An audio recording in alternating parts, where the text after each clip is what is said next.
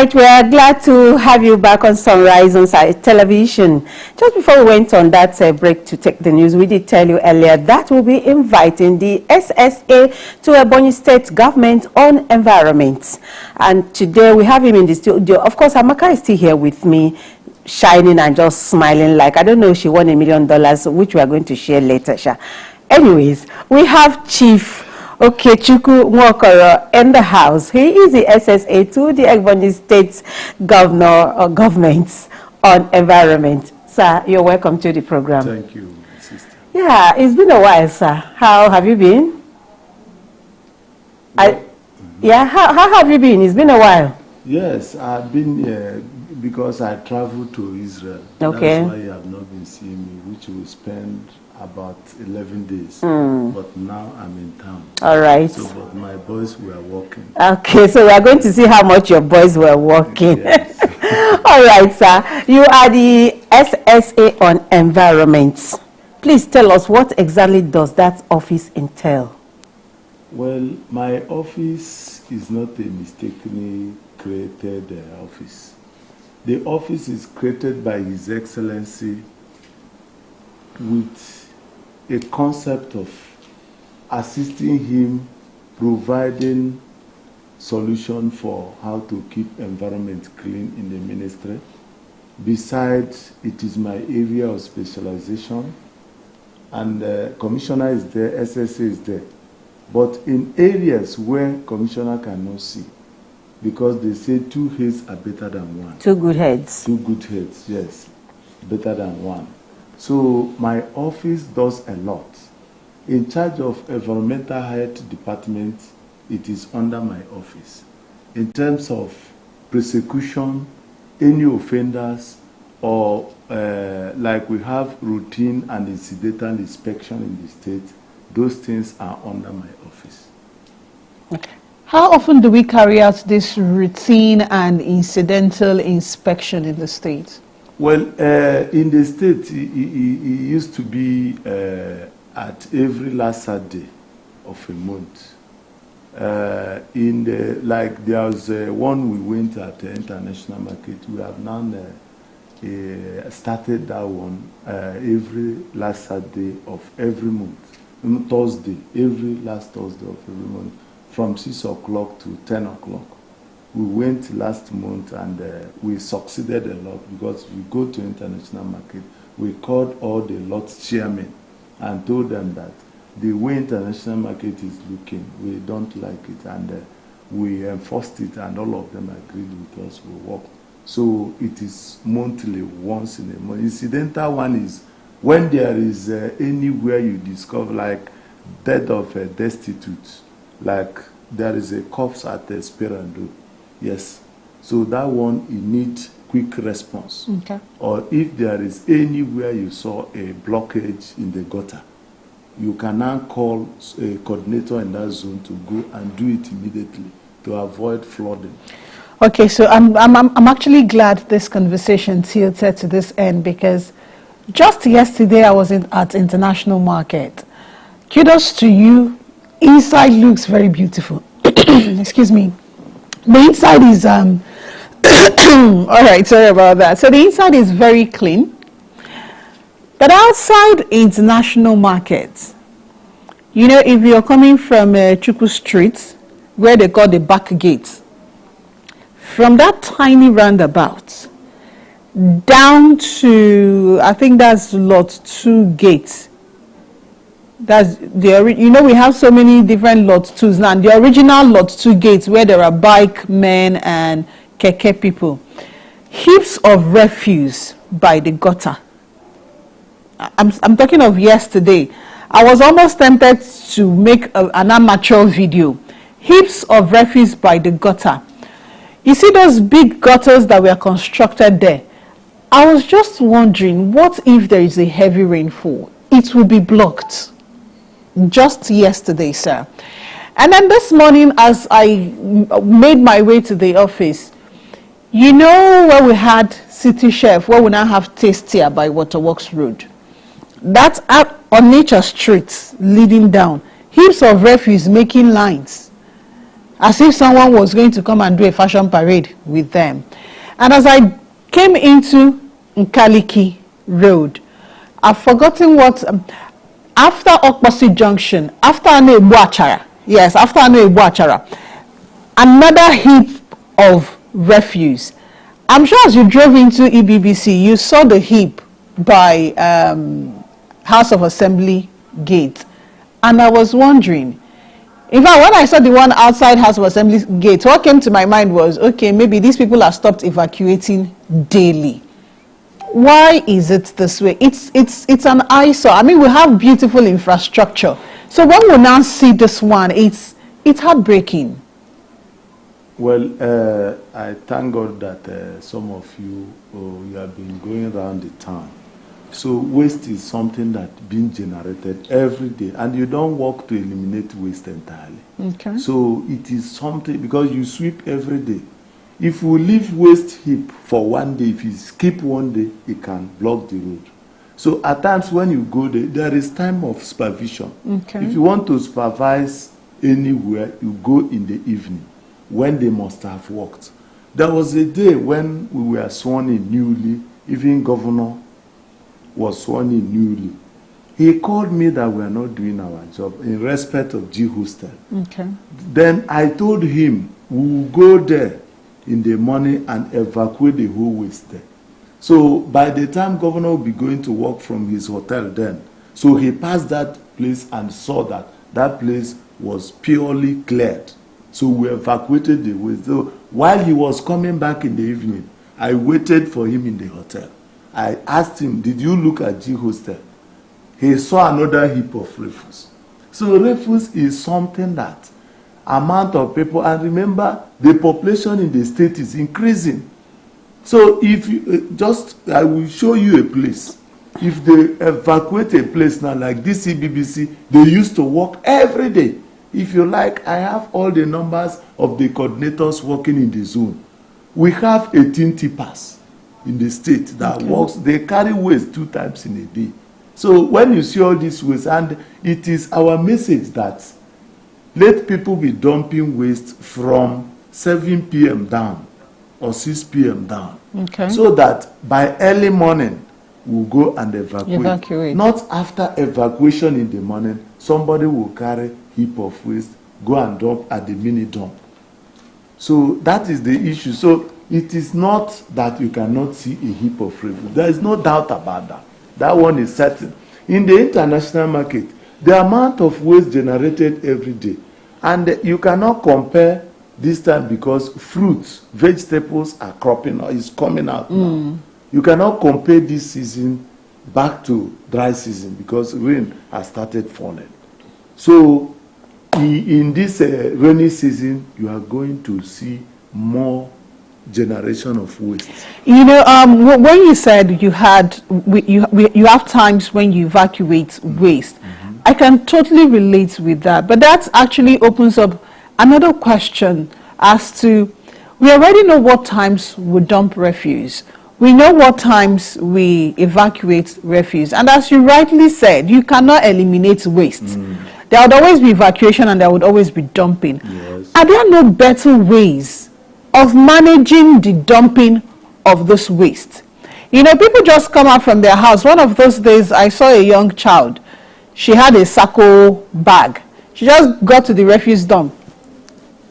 She poured it and went back home with the bag. I called her. I said, listen, why did you do that? She said, my auntie said I should bring back the nylon. So if you now come and dump it, breeze will carry it everywhere. It will decay, it will be smelling. No matter how you evacuate it, you cannot totally evacuate everything there. Are there no better ways of managing this waste? Maybe finding a way to let people know, all right, drop your waste, tie them neatly.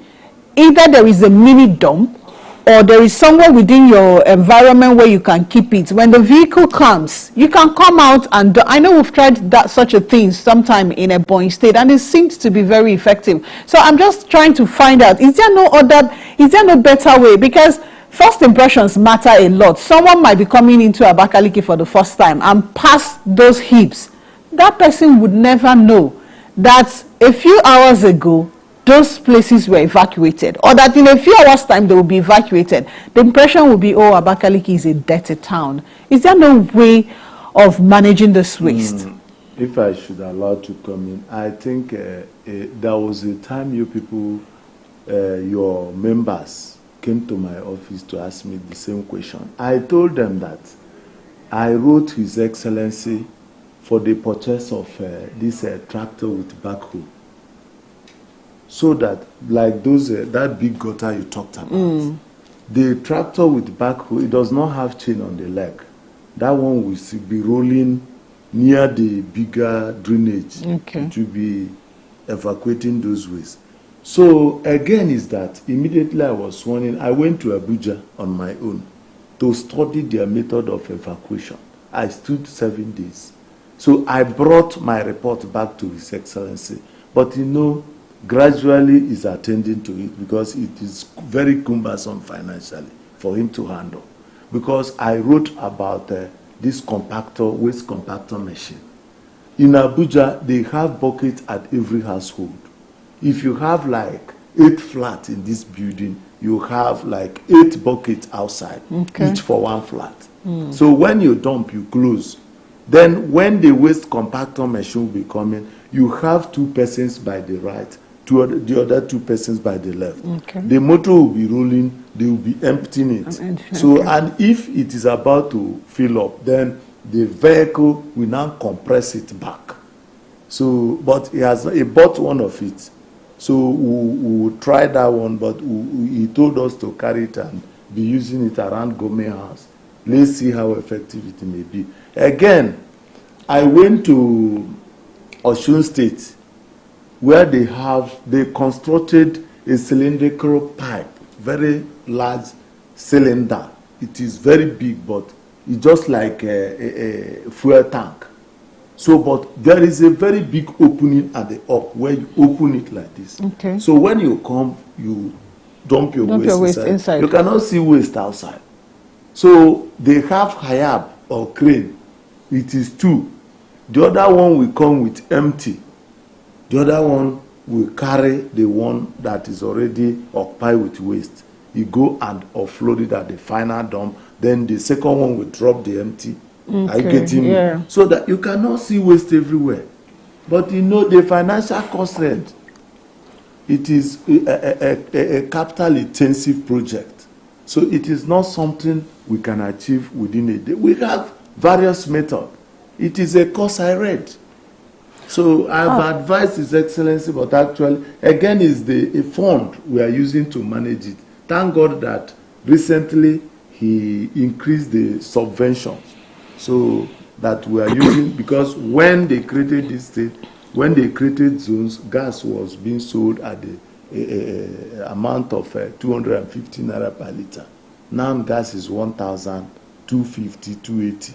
There was a time it was up to 19. So we complained. So he increased the subvention. We are managing. All right, Honorable SSA, it's good that the governor is a listening governor. From the analysis you have given, obviously he's paying attention to some of the urgent needs we have. But you see, the issue of waste management cannot be overemphasized. Now, my own take is on this aspect of those locations, those hip locations that are very, very close to the gutters. Now, if you go from here now to Presco, after St. Luke's, if you go up a bit, you discover that the drainage system there is practically blocked, the area where they are dumping refuse. And even if you move from here now, Hatchery Road, you discover that a lot of those areas where these dump sites are located, the drainages there are not being cleared when these people come to clear. They just pack what is on the surface and allow the gutter to be filled up. Now, my question is, we also have the issue of scavengers.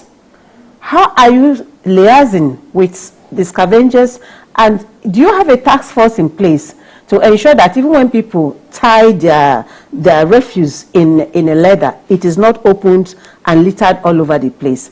And if people are caught at the point where they are not supposed to bring their dump, like you said, maybe from 6 a.m. in the morning and then 6 p.m. in the evening. So what are you doing to ensure that those scavengers do not mess up, clear the bag, and then for those who are refusing to come at the right time to dump their refuse, what are you doing to arrest these things and declaring of gutter? Initially, Governor, from the intervention fund that is being given to Ministry of Environment, we printed nylon and shared to the people in their shops so that they will be packing their waste. You know, we have a different type of waste. Some are industrial, some are domestic, and some are liquid. So, and you get various ways of managing it. So, like this gutter you talked about, if you go outside your gate, at the back of your gate here, you see where, because if I can show you the text message I sent on Monday, where I saw gutters that are filled up. If you get to back of it, it will be an evidence where they scooped the gutter, the whole of debris in the gutter are scooped. And why they dump refuse where it is near to gutter is that when people has come to live in a particular place and there is a population, nobody will allow you to locate a dump near his house. So it must be where people are not close. Like that Anegbetra place you are talking, you see an empty plot there. Assuming you are the owner of the plot and you have developed the plot, you cannot allow such mini dump to be there. And it is in my write-up because that place you see, there is a scattered waste there. And I charged the man in charge of that zone that he should go and rake the whole thing, pack it at one place. So he did it. So other places, I wrote it, but you know, to control people is a problem. When you send somebody to go to work, at times he will not do it, at times he do have. So the scavengers, the issue is this. There was a time we used to cane them, we lashed them, because some of them are mad people. When you tell them to leave the place, they will not. They fought my commissioner one day when they were chased, because if you carry them to police cannot accept them because of their condition. Very destitute set of people. They don't have home. At times you see somebody who be speaking a language you may not even hear. So that is why we said anyhow it is, dump in the late hour or before early time, so that by the time we come, we'll pack it. So we are trying our best, but we still need best to come, because anybody living within the town will be expecting everywhere to be clean. But you can see, even I wrote His Excellency about sweeping machine. He has sent for 2 sweeping machines that will be sweeping, because as I went to Israel, they have sweeping machine. They don't even evacuate in the daytime. Before you come out in the morning, no waste will be seen. You can't see any waste there.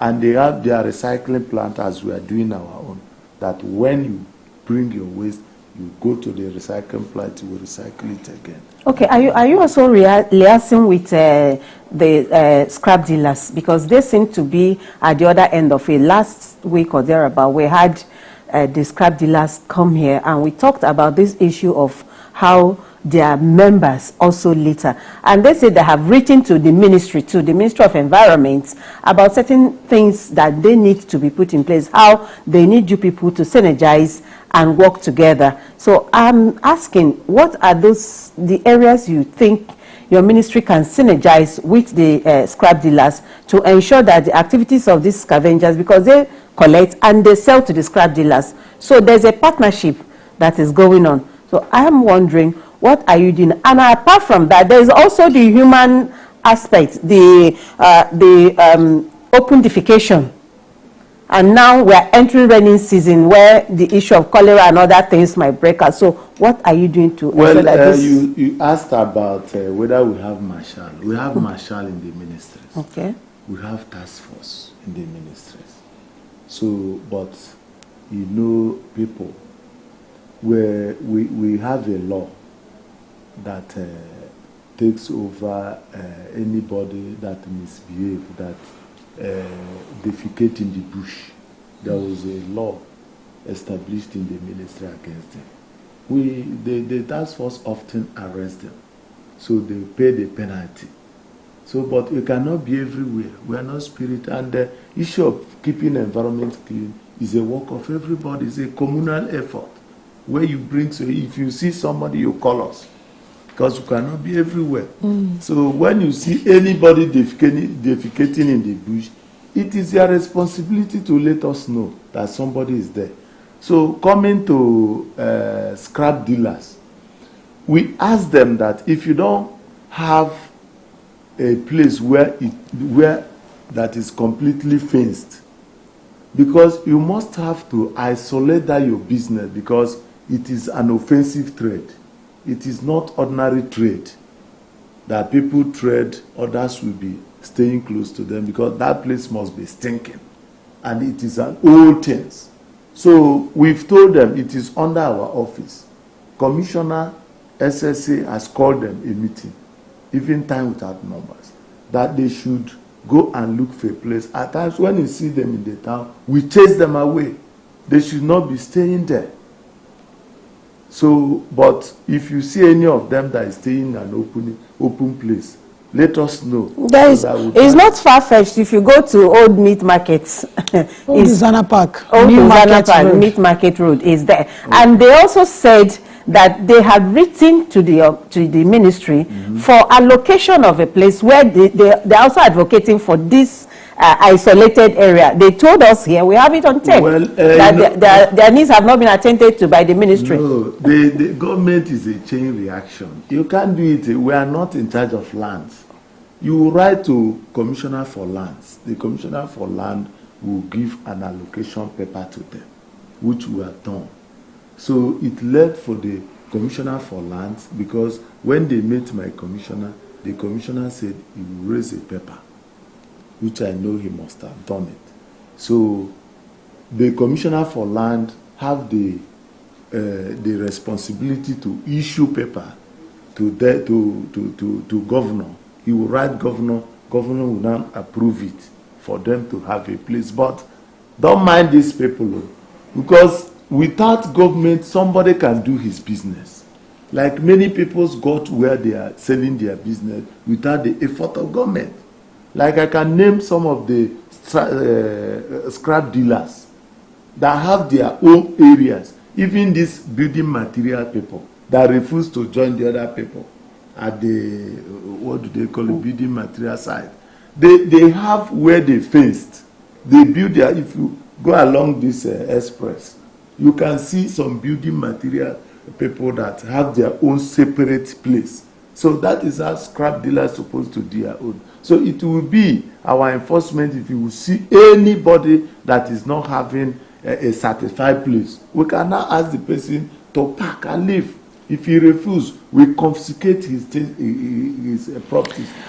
Okay, sir, just as we'll gradually, because this is not a conversation we can finish in 30 minutes. Yes. But I just want to know, have you considered, number one, from what you have said concerning waste dumping and management, have you considered covering the drainages instead of leaving them open like that? And since people dump refuse that's around drainages, have you considered sealing the drainages so that even when refuse gets dumped close by, it doesn't get into the drainages? Secondly, sir, have you also considered a private-public partnership?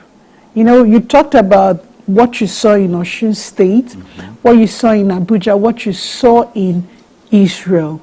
And while the governor buys the idea, the funds, you know, are not limitless. So the funds have to be managed.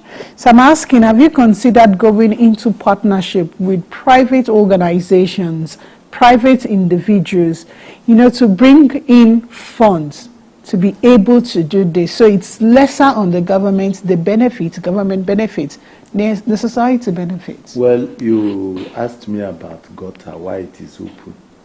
That is not our responsibility to cover gutter. You mean putting slabs on top of it. Yeah. If you put it, it's even the worst, because you don't know when the gutter is blocked. It is better to leave it open, so that you access the gutter. Like if you could ask some of your members that joined us to work in the market, all the planks, the shops, they mounted on top of drainage. I told my task force to remove all of them, because you may not know that drainage you are staying on top is getting filled. Okay. It will be filled up and nobody will see it. And the one bad thing is somebody displaying edible items on top of gutter. You know, when the water oozes, the precipitation of that ozoing water will now entering the edible items, making it unwholesome. So I told them they should not be staying on top of gutter. So covering of gutter is out of it. Is out of it. It will even worse. So in that partnership, there is no need, because people are writing, but governor said he would take the bull by the horn. That is why the dilapidated and the moribund recycling machine that was there at Omogara, he revitalized it now and it is working. But we've written him that the capacity is very minute. It is not capable of taking the waste we have here. Because when you get to Lagos, they weigh their own chop waste. You know, they are buying waste at Lagos now. Because if you have a very giant machine that recycles, immediately you brings the waste, you pour it there. And it will have, what do they call it, a sorting chamber. Where when you put waste here in the sorting chamber, before it goes out, it will sort the whole waste. Organic will go to organic, leather will go, glass will go, inorganic, everything. Even water one, like the sludge, will equally go. And those things are very, very beneficial. All right, sir, so we'll leave it here. Thank you so very much, SSA on Environment, Honorable Nwokoro. Thank you for coming in. This is a continuing conversation, so we hope that the next time we'll call, you will oblige us with your presence, sir. Thank you. Sunrise would continue in a moment. Please stay with us.